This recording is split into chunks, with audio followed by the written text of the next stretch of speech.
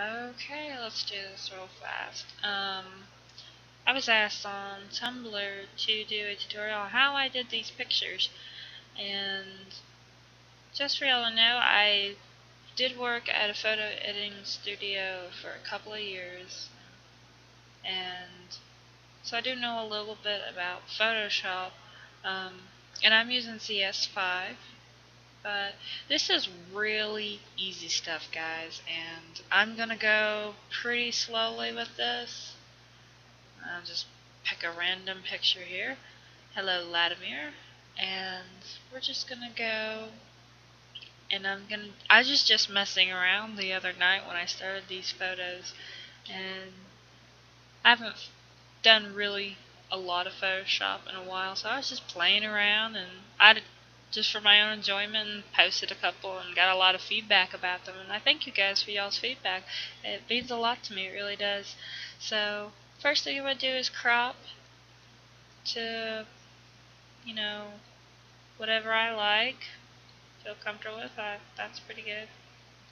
Um, and the next thing I'm going to do is go to Image, Adjustments, and go to Brightness and Contrast, is the very first one.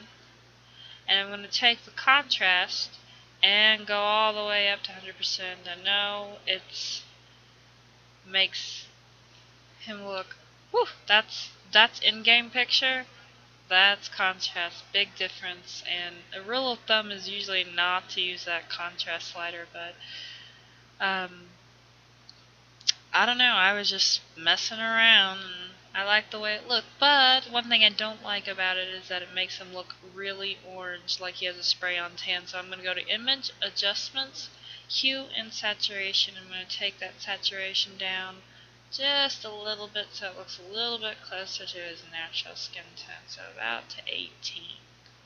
Now doing that, changing the contrast and the saturation does take his eye color out, so I always forget which swatch is his eye color, so I'm gonna just really quick have to. It's like a really light baby blue color. That's good enough. And I'm going to go over here to the toolbar, and I'm going to go, what would be normally your brush tool here, I'm going to click and drag on it, and I'm going to go down to Color Replacement Tool. And I already got my brushes and everything sized correctly, so this little slider up here at the top left, you can change your size, your spacing, your hardness on your brush. Mine usually stays about 12. And I'm going to do this real fast. I'm not going to do this like perfect or anything. I'm just going to color his eye, because that way, one, we can make the eyes pop, and two, to restore the color that his eyes were originally. Of course, they'll be a little bit brighter than they originally were because we've already gone and changed all his coloring. But, alright, so that's a little too blue. It doesn't look natural. So we're going to go again on the toolbar, and we're going to select the dodge tool, and it usually is the very first one already done. The dodge tool lightens color, and Laddie's eyes are pretty blinding blue. So we're going to go to dodge tool again, and we're going to click and go down to the sponge tool. Sponge tool takes color out, so make this blue that's a little bit too bright here a little bit more natural, because your eyes have natural shadows in them. So we're going to go ahead and do that. Here we go. That's not too bad.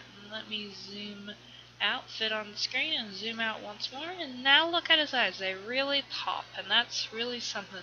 I mean, it makes your focus just right at him. And that's kind of what we're going for here. The next thing we're going to do is go to Filter, and we're going to go down to Render, and we're going to go to Lighting Effects. Now mine's already going to have prefixes already done, the things that I like, but what it originally is defaulted is actually directional. It's going to look like that, but in light type I go to that and I put it on Omni, and it's going to have a circle, and this works like a flashlight, like you're pointing at something, so the middle is brighter and then it tapers off getting darker. I usually put it right on the nose, or like right in between his eyes here, wherever I want the most focus on. And then what you're going to do is this bar right here does the brightness. See, 30 here is really bright, and we don't want that, so I want about 17. That's where I usually have it, depending on the photo, because sometimes if the photo is brighter, that's going to be extremely bright, or if like he had blonde hair like Tatiana has, that's going to be a little bit too bright on her. You have to make that bar go closer to like 14. Okay, so it gives us a nice little effect. Sometimes I'll go and use the burn tool, which is under dodge, just to make these darker, because it's a little lighter gray than I would like it to do, because we're wanting to put all the focus on his face and less on the background and everything else around him. Of course, Laddie's pretty, so it's hard not to look at him anyways, but just for just a little bit, we're going to help him out a little bit. So what we're going to do now is we're going to take the blur tool, which is right above the dodge and burn tool, and we're going to blur out the jagged edges. With a lot of hair, you get this pixel jag, which Laddie is wearing rayon hair. It's just very nice, but sometimes, especially with his hair, it's a little jagged. His hair was a conversion from Sims 3. It was one of my favorite hairs, actually. When I first saw it come out, I was like, oh, that's the most perfect hair for Laddie I've ever seen. I was so happy about it.